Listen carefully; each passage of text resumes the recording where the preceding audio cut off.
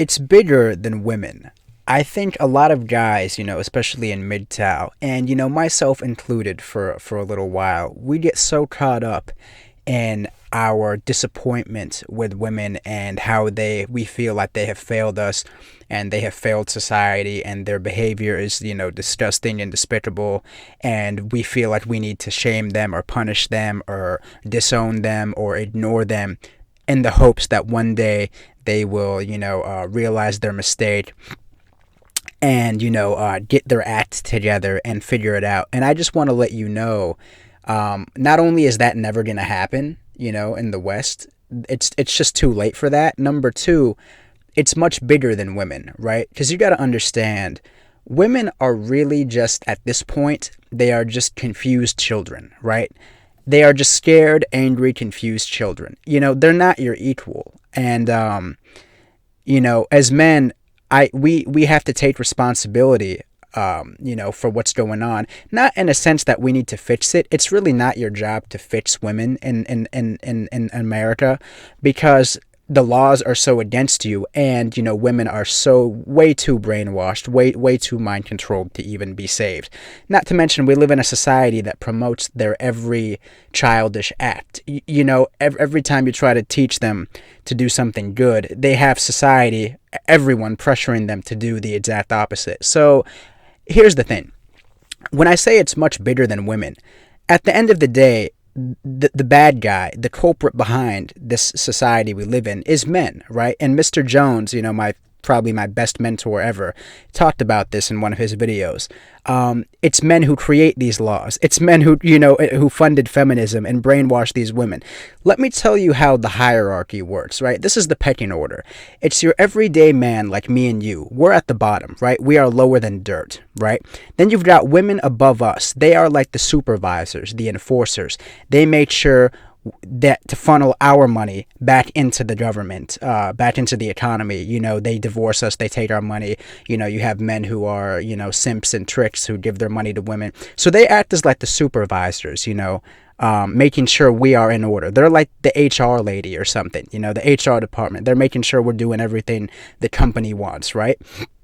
Now, above women, above feminists, you have a very small group of men who actually run the West, who run the country, might even run the world. You have like these very small groups of men, these like, Rockefeller types, these, JP Morgan, this very elite small group of men. They are actually above women, right? And they create these laws and these, societal brainwashing tactics and ways of being to keep all of us in order, right? So you're punishing women, right? But women don't know what they're doing. They don't know they're being manipulated, right? They don't know they're being, used in this way to keep us under control. They honestly believe they're victims. They honestly believe they are oppressed and they're angry.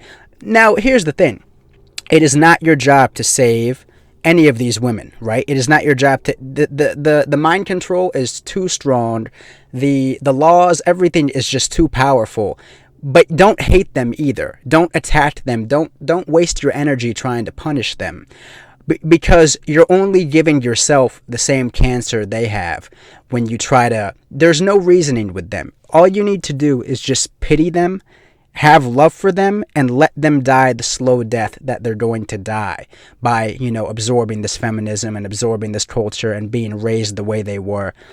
It's not your job to save them. You're only going to inflict the same suffering on yourself if you try to save them or if you try to shame them and berate them. And I see a lot of MGTOW, really making an effort to, kind of like shame women or even trying to help them. Either way, you're wasting your time and you need to let go, right? You need to have love for them and pity them and let go of them for your own, mental health, for your own psychological well-being. It's not because they deserve to be forgiven. It's not because they deserve to be pitied. It's because you need to let go for you, right? They are going to die a slow, miserable death, whether you try to help them or whether you try to punish them. There's nothing you can do for them. The masters who control them have won. The war is over. They have won. And there's, at this point, it's kind of heartbreaking, but all you can do is just let go and just let them drown, and I mean that's really it. It's bigger than women. Women are not the enemy. You're not going to war. This isn't a war between men and women. This isn't even really a war at all. And if you want to make it a war, it's really a war between the everyday man and then the small group of men at the top who run the country. That's really, if you want to have an enemy, that's your real enemy. But there's nothing to win. There's nothing to gain. There's no point in trying to convince them. They just have to die off, like straight up. This generation, the next couple generations of women, maybe the next 2 or 3, they just have to die. Their slow, miserable deaths, lonely.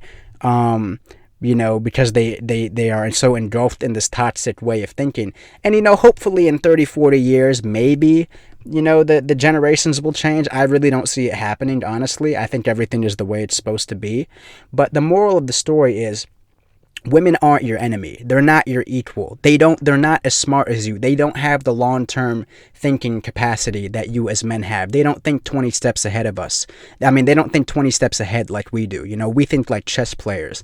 Women think like checker players. They only think one step ahead. Men, we think 10, 20, 30 steps ahead, 50 years ahead. That's why this small group of men was smart enough to create a structure to manipulate these women and to manipulate us as well. Because men can think much farther into the future. How come it's not a small group of 20 women who run the world? Because women are not capable of thinking as far as we are. And this isn't me attacking women. This isn't, I mean, in all honesty, we are better than them. We are smarter. We are stronger. But we do need them. We need each other. They provide different benefits that we can't provide. We were made for each other. We sharpen each other, but that's not going to happen in this society. The women are too far gone. So it's not your job to save them, right? But it's not your job to punish them either, because you're punishing a child that doesn't know what it's doing. It's too far gone. You just have to let them die alone. It's just sad, but that's what it is. And that's really it.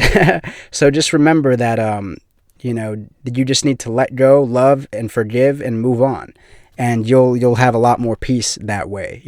And I would focus more on just.